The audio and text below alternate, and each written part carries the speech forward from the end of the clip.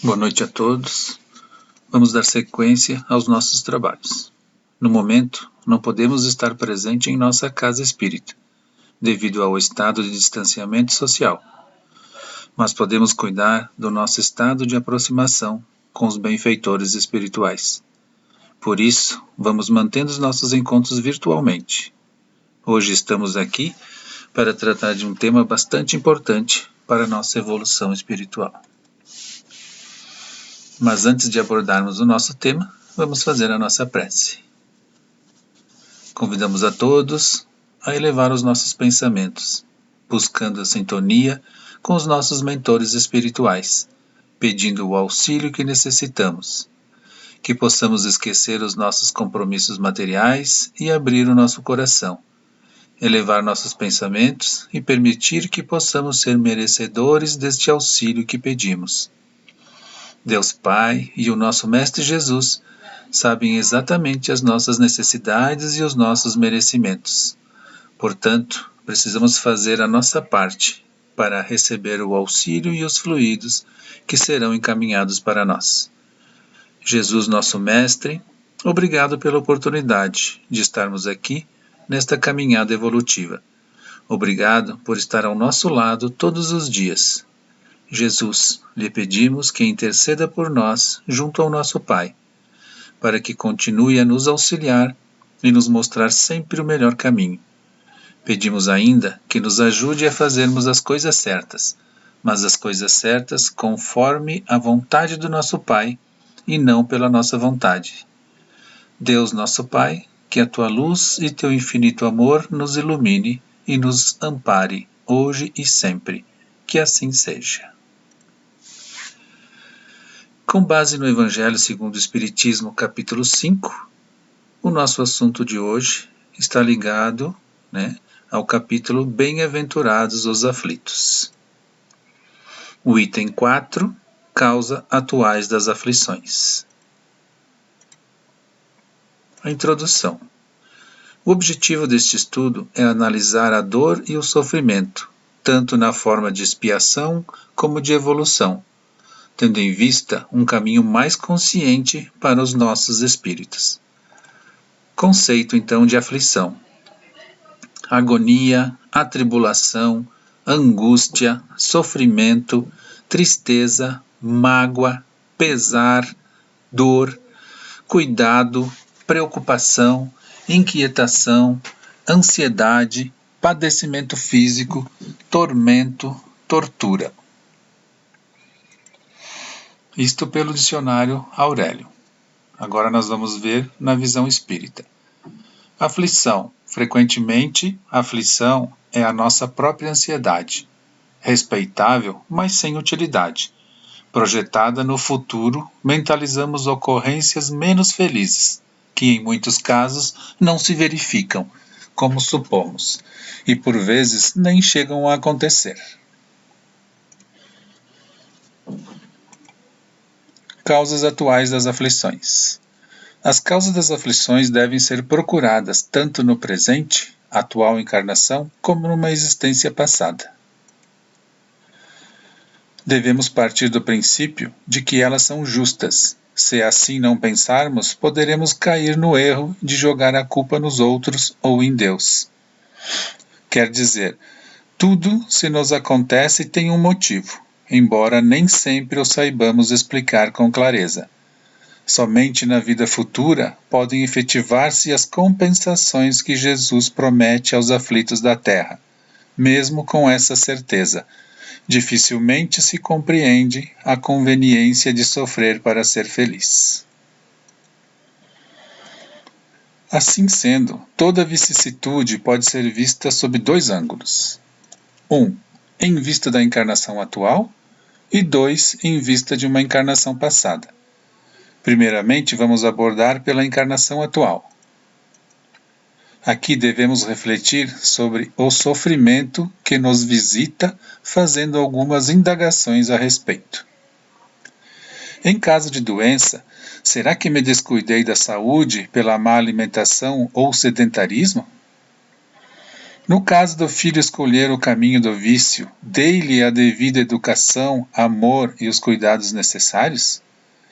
No caso de uma desavença familiar, será que não fui injusto ou não provoquei tal situação?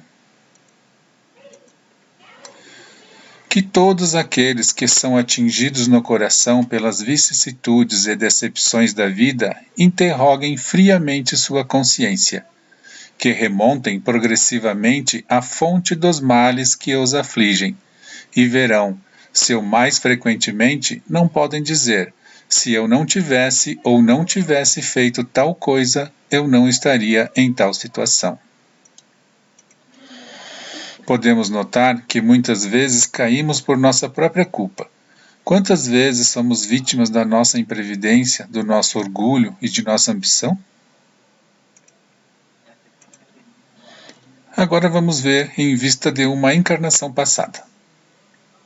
Não encontrando uma resposta satisfatória na presente encarnação, devemos nos reportar à encarnação passada. Os sofrimentos por causas anteriores são frequentemente como das causas atuais, a consequência natural da falta cometida. Se fui duro e desumano, ele poderá ser, a seu turno, tratado duramente e com desumanidade. Se foi orgulhoso, poderá nascer em uma condição humilhante. Sabemos, que o orgulho é uma das piores chagas da humanidade. Se foi avarento, egoísta ou se fez mau uso da fortuna, poderá ser privado do necessário.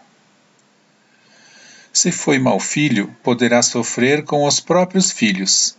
Quantos pais são infelizes com seus filhos, porque não lhes combateram desde o princípio as más tendências? Por fraqueza ou indiferença, deixaram que neles se desenvolvessem os germes do orgulho, do egoísmo e da tola vaidade, que produzem a secura do coração. Vamos ver agora os fatos geradores de dor e sofrimento. Suicídio e loucura, cujas causas estão no descontentamento com relação à vida. Os maiores excitantes ao suicídio são a incredulidade, a dúvida sobre o futuro e as ideias materialistas, o nosso apego demasiado aos bens materiais. Ao contrário, a calma e a resignação, auridas na maneira de encarar a vida terrestre e na fé no futuro, dão ao espírito uma serenidade que é o melhor preservativo contra a loucura e o suicídio. Buscar o equilíbrio mental para superar as dificuldades, acreditar na providência divina. Mortes prematuras. Ao morrer um jovem, e não uma pessoa mais velha, dizemos que Deus é injusto e nos revoltamos contra ele. Não aceitamos as fatalidades porque não conhecemos toda a verdade, tanto desta vida como das passadas.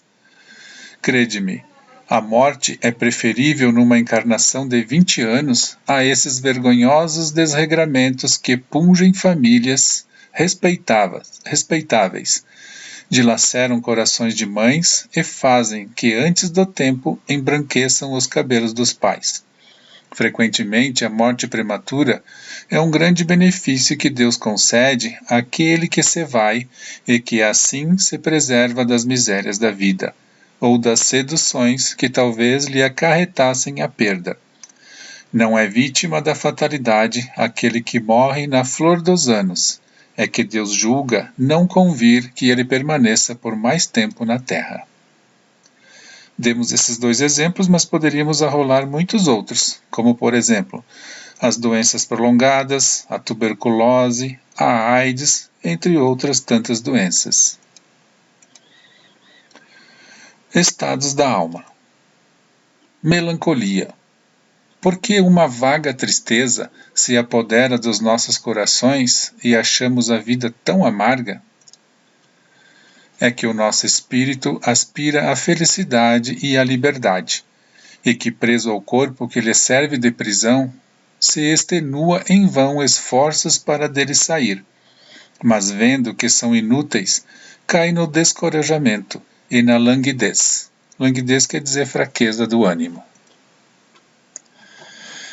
A infelicidade. Vemo-la na miséria, no fogão sem lume, no credor ameaçador. Mas a infelicidade é a alegria descontrolada. É o prazer, é a fama, é a agitação vã, é a loucura, é a louca satisfação da vaidade, que fazem calar a consciência e desvirtua o nosso ser. Além desses dois estados, podemos acrescentar remorsos e tormentos, que é a culpa nos atormentando pelos nossos erros. O problema da dor. Dor e sofrimento. A simples reflexão sobre a dor e o sofrimento basta para evidenciar que eles têm uma razão de ser muito profunda. A dor é um alerta da natureza, que anuncia algum mal que está nos atingindo e que precisamos enfrentar. Se não fosse a dor, sucumbiríamos a muitas doenças sem sequer nos dar conta do perigo. O sofrimento mais profundo do que a simples dor sensível e que afeta toda a existência, também tem sua razão de ser. É através dele que o homem se insere na vida religiosa. Muitas vezes é só através do sofrimento que a gente busca a ajuda de Deus. O processo de crescimento espiritual está associado à dor e ao sofrimento. De acordo com o espírito André Luiz, a dor pode ser vista sob 3 aspectos: dor expiação, dor evolução e dor auxílio. Dor expiação, que vem de dentro para fora, marcando a criatura no caminho dos séculos, para regenerá-la perante a justiça. É consequência de nosso desequilíbrio mental ou proceder desviado da rota evolutiva do espírito. Podemos associá-las a encarnações passadas. Muitas vezes é o resgate devido ao mau uso de nosso livre-arbítrio. Tudo nos é permitido, mas nem tudo nos convém praticar. Dor evolução, que atua de fora para dentro, aprimorando o ser, sem a qual não existiria progresso. Na dor expiação estão associados o remorso, o arrependimento, o sentimento de culpa e etc. Na dor evolução estão associados o esforço e a resistência ao meio hostil. Enquanto a primeira, que é a dor expiação, é consequência de um ato mau, a segunda, que é a dor evolução, é um fortalecimento para o futuro. Dor auxílio.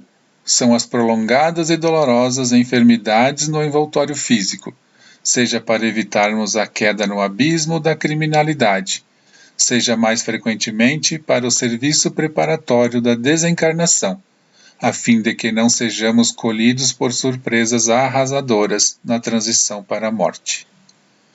O infarte, a trombose, a hemiplegia, que é a paralisia, o câncer penosamente suportado, a senilidade prematura, que é a velhice, e outras calamidades da vida orgânica constituem por vezes dores auxílio, para que a alma se recupere de certos enganos em que haja incorrido na existência do corpo denso, habilitando-se através de longas reflexões e benéficas disciplinas para o ingresso respeitável na vida espiritual.